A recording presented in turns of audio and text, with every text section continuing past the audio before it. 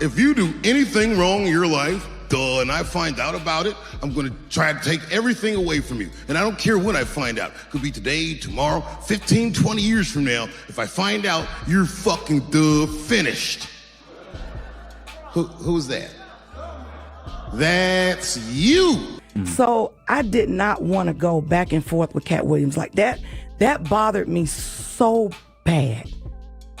That really bothered me. It was a setup. Right. And remember, they tried to kill me this same weekend. Not in jokes, with a real gun in my real face on real camera. Understand, I'm losing my life. This is the exclusive security video from the Atlanta Comedy Theater in Gwinnett County.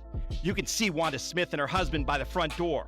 Watch as Katt Williams. If you've been scrolling this week, you already saw the storm swirling around Katt Williams blowing up all over again. People are dragging him for that old clip with talk show host Wanda Smith. I do a really nice broccoli. They like my broccoli and they love my baked chicken. Hey, right now, look up your phone and see what it takes to make broccoli and tell me he doesn't say heat up water. That's the only step in broccoli, heat up water? Simmer. Have you ever heard of burned broccoli? Can you burn broccoli? The one where Katt clowned her live on her own set. Now folks online are screaming that Katt destroyed Wanda's career, one she spent decades grinding for, and some are even calling him a POS for how he embarrassed her. This heat comes right after Katt apologized for mocking Michael Jackson in an old stand-up, and now fans are pressing him to apologize to Wanda's family too.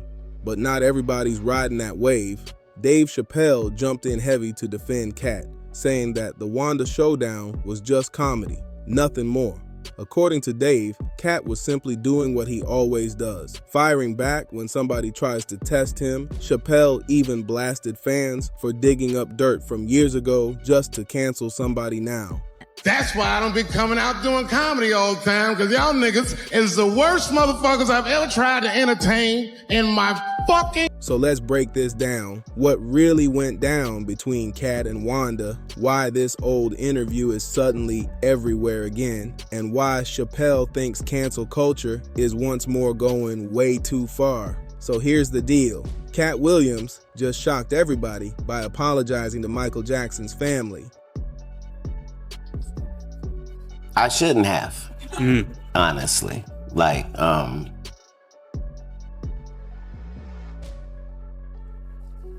some of these things are the reason that the enemy decides to go ahead and let you be famous, is your ability to tear down your own kind, no matter how high they are. Saying he regrets the way he used to joke about MJ in his old specials. Katt admitted that looking back, he should have never mocked Michael, because he later realized the people paying him and giving him that spotlight had their own shady agenda, pushing black men to tear each other down. But the second he said that, social media turned on him again, calling him a hypocrite and demanding he apologize to even more people, including the late Wanda Smith. One person tweeted, "Katt Williams is a POS for what he did to Wanda Smith," while another added, "I remember when Katt went in on Wanda and the whole Atlanta laughed with him." This might be the noblest of professions. Robin Williams had a bar that I loved. He said comedy is the only job you can have where you can use everything you know. And that's true. You can use more than you know. You can use what you think. Use it. Don't be afraid. Don't let these bitch-ass niggas button your lip. Say it anyway. It was funny, but Katt gets carried away and disrespects people. Now Wanda's gone, and suddenly everybody in Atlanta want to act like they always supported her. I would haunt you lames. Still, Katt isn't standing alone. A lot of people are defending him, including none other than Dave Chappelle. Dave even compared it to when folks tried to cancel him over his trans jokes, saying comedy is the last place left where you can truly speak your mind, and no comedian should let themselves be silenced. But this whole thing ain't just about cancel culture. There's a darker twist that barely gets talked about. Katt actually claimed that Wanda and her husband straight up tried to come for him over a joke, Crazy, right? To put it in context, this goes all the way back to September 2018, when Katt and fellow comedian Red Grant stopped by Frank and Wanda in the morning while Red was promoting a run of shows in Atlanta. What was supposed to be just a quick 20-minute radio chat suddenly turned into B103's most watched clip ever, and once you see it, you'll understand exactly why it blew up. Katt turned that whole interview upside down and flipped it into a roast the second Wanda tried and failed to throw shade his way. At first, everything looked smooth, just a regular chat, but it heated up quick. Wherever Tiffany you Haddish, at under the sound because of my she's voice, real. do you have a real co-worker? Right. Do you have a ratchet friend? Do you have a sister? Do you have a cousin? Do you have a nephew? Do you have a niece? Is they so ghetto? When did that become marketable? Knock it off. They like her because she want to sleep with a white man. That's why the only thing she said was, I want to give it to Brad Pitt. The only thing before that in the movie with me is I slept with this white man and I got a white baby. She had a white husband for the 14 years she been doing comedy, and then all of a sudden divorced him, then said he abused her, then wrote a book, then said he didn't, and then now we're at Brad Pitt. So hey, you can say whatever you want. She said she got a disease, but JJ, don't nobody check for that. I support Linnell, Melanie Camacho, Miss Laura, all the people that got skipped over in the list between now and then. There's no shade to nobody. Yeah, We are in the only business where, as a black woman, what you look like is not supposed to be held against you. And time again, they show you that you can be sidetracked by anything light-skinned. Katt started going in on Tiffany Haddish, pointing out how she scored a Netflix bag without ever grinding through a comedy tour. He even claimed nobody could name a single original joke Tiffany had ever written. From there, Katt dug into a bigger problem: how the industry ignores so many talented black women comedians while someone like Tiffany gets pushed to the front. That's dope. You cook? Do you cook for your kids? Absolutely. Tell me some of the things you cook that they are proud of. Like, Dad made some. You got the best spaghetti. You got the best steak. What do you have? Still Say, what do they answering. like? Just because you're a poor interviewer doesn't mean... I said you answer the question and just tell me. Man, you're a what they strong like. black woman. Is it Answer okay the for me to question. answer? Come You on. keep interrupting the answer. Everyone can hear it. It sounds like you like me a little bit. It's starting to bleed over the airwaves. According to him, the reason Tiffany blew up had nothing to do with originality. He said she was handpicked as the safe option for white audiences. That's when Wanda jumped in, clapping back that Tiffany blew up because she's real. I have 3 boys. Excellent. Yes, I do. Aren't boys simple? Aren't boys simple? They can be. They can be. Wanda knows she I'm what? didn't do as much cooking in the latter years as she did in the beginning. Whatever. I cook. I do it all. I didn't say that you Well, didn't. that's all right. I did it in the beginning and the middle and the end. What's your favorite thing to cook? Your boys say, yeah. They like for me to, I do a really nice broccoli. They like my broccoli and they love my baked chicken. Hey, they right now, love- look up your phone and see what it takes to make broccoli, and tell me he doesn't say heat up water. But Katt wasn't buying it. He doubled down, saying Tiffany only rose to the top for 2 reasons. She always talks about dating white men, and she's got lighter skin wherever you at. You're good at telling us about what's going on in jail. Yes, ma'am, and getting out to tell you. Station viewer 3, your hair is kind of... That joint was. My hair is 19 inches long and I have no perm. You don't. Oops. Oh, that's not a perm. No, it is not. Nice lady. That's natural? Come run one of your gnarled fingers. Come here. While you on air, Come so on. they can hear you live. Come on. Let me come over here. No. That's not how that works. Oh, okay. Well, then stay over there. Don't worry, ain't nobody putting their hands through yours. That's right. They don't have to. I don't want them to. Get on out of here. You okay? You okay? Only one of our hands moving while we talk. Are you all right this morning? By then, the vibe between Katt and Wanda was already tense, but it got way uglier when Wanda tried to clown him with a random question about whether he even knew how to cook for his kids. Katt didn't hesitate. He unleashed verbal smack after smack, roasting her non-stop with lines like, "That's dope. You cook. Do you cook for your kids?" Wanda Jones on. Get this inmate out of here. If you can't get your blood pressure down, you can't call me down. Whatever, little mama. If your cholesterol is 600. Whatever, little mama. I'm little mama's baby daddy. No, you little mama. Yes, ma'am. Hey, and what are you, girl? You probably shouldn't talk about sizes. No, that's okay. You big on the radio. That's right. And you're big Turn in it prison. down. And you're yes, big in prison. I've never been to prison. You have 19 felonies, times. no convictions. Yeah, Knock it off. Prison and jail aren't the same. No. Okay. No. For a split second, it looked like Katt and Wanda managed to laugh it off and cool things down. But just when the vibe seemed chill, Katt threw a wild curveball. He started cracking jokes about Wanda's kids, flipping the whole interview into a straight-up comedy roast. Wanda chuckled on the surface, but you could see the fury underneath. She tried to flip the script by dragging up Katt's past legal troubles and even clowning his hair, but that move totally backfired. By the end of the interview, Wanda couldn't hold back. She fired one last jab, calling him Lil Mama and even hinting he might be gay, but Katt shut that down instantly, and honestly, it was brutal watching Wanda get roasted like that on her own show. He even snapped, "Hey Wanda, get this inmate out of here." That's when things took a dark turn. Wanda clearly couldn't shake off the humiliation, and things spilled way past comedy.